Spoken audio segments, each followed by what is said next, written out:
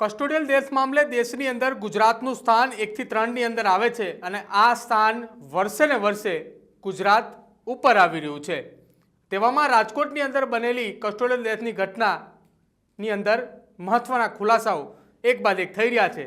વધુ ખુલાસા એટલા માટે થઈ રહ્યા છે આ કસ્ટોડિયલ ડેથને લઈને કે આરોપી પુરુષ હોવા છતાં 3 મહિલા કોન્સ્ટેબલને સસ્પેન્ડ કરવામાં આવી। નમસ્કાર, આપ જોઈ રહ્યા છો ન્યૂઝરૂમ ને આપની સાથે હું છું પ્રદીપ।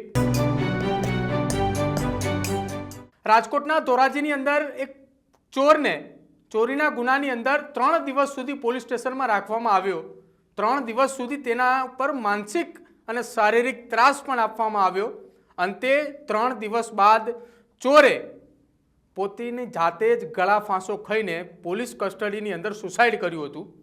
જ્યારે આ સુસાઇડ તેને કર્યું તે દરમિયાન તેને 3 દિવસ સુધી ત્યાં રાખવામાં આવ્યો, તેમ છતાંય તેના ઉપર કોઈ પણ પ્રકારની ફરિયાદ કે એક્શન નહોતી લેવામાં આવી। માત્ર ને માત્ર તેને ત્યાં મારવા રાખ્યો હોય એ પ્રકારની પરિસ્થિતિનું નિર્માણ થયું હતું।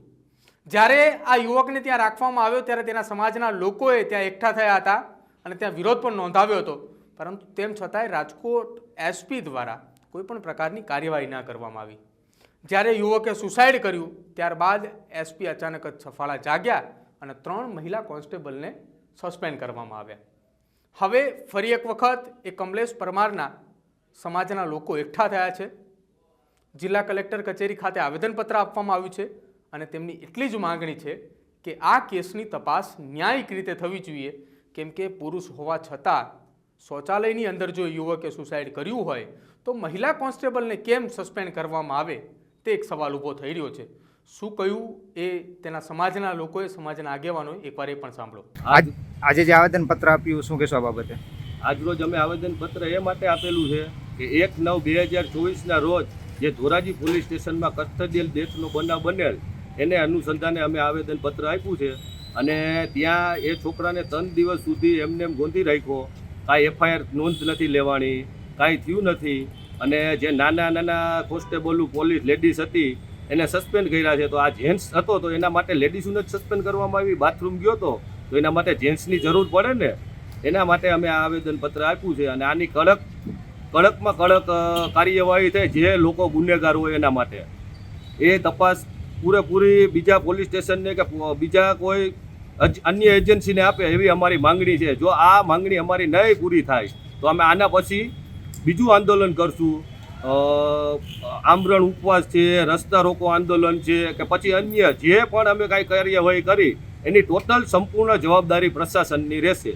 આ અમારી માંગણી છે કે આની વહેલી તકે નોંધ લે ઉપર લેવલે અને સંપૂર્ણ સારી રીતે તપાસ કરે। આવા બનાવ દલિતો ઉપર અવારનવાર બને રાખે છે પણ એ બધાય કાગળોમાં નીપટીને મૂકી દે છે, કોઈ કાંઈ આની કાર્યવાહી કરતું નથી। એટલે અમે આ ફેરે હવે અમે છોડવાના નથી। બધા દલિત સમાજ એક થઈ જાવ। અત્યારે તો અમે થોડાક માણસો આવ્યા છે, હવે જાજા થશે। આની સંપૂર્ણ જવાબદારી કોઈ પણ વસ્તુ કાંઈ થશે એની જવાબદારી સંપૂર્ણ પ્રશાસનની રહેશે। આ અમારી માંગણી છે। વિગત એવી છે કે કમલેશ મોહનભાઈ પરમાર નામના દલિત યુવકનું જે કસ્ટોડિયલ ડેથ થયેલ છે એ અનુસંધાને અમે આવેદનપત્ર આપેલ છે અને એમાં પીઆઈ શ્રી ગૌતમ સાહેબે એ છોકરાને 3 દિવસ ઓન રાખી અને મારેલો છે, ઢોર મારી અને નાગો કરીને નચાવેલો છે। પછી એમાં જ્યારે આરોપી એ લોકોને મરી ગયો ત્યારે જાણ બારોબાર કરી અને એમાં વહીવટ કરીને બધું પતાવી દીધું।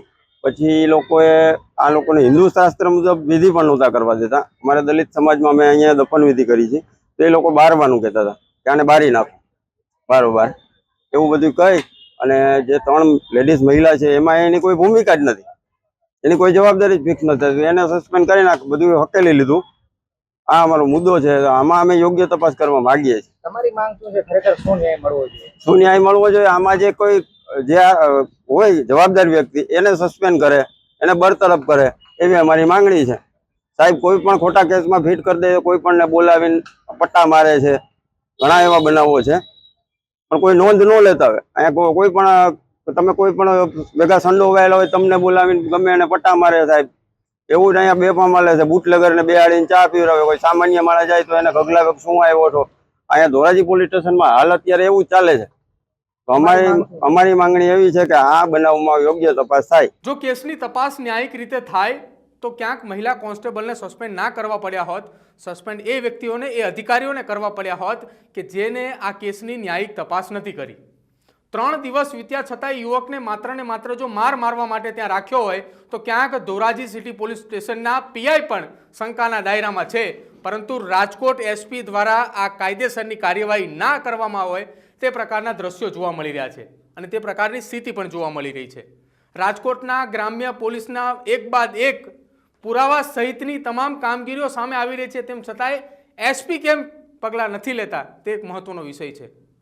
જેતપુરની અંદર એક દુષ્કર્મના આરોપીઓ જે છે, જે પોલીસ સમક્ષ હાજર થઈ જાય છે, પોલીસ તો પકડવામાં નિષ્ફળ જ છે, જ્યારે બીજી તરફ ધોરાજી સિટી પોલીસ એક આરોપીને પકડે છે પરંતુ 3 દિવસ સુધી તેને મારે છે અને ત્યારબાદ તેનું કસ્ટોડિયલ ડેથ થાય છે. જો આપ પણ એવું માનતા હોય કે ગુજરાતની અંદર પોલીસની કામગીરી શંકાના દાયરામાં છે તો આપ અમારા કોમેન્ટ બોક્સની અંદર જણાવજો.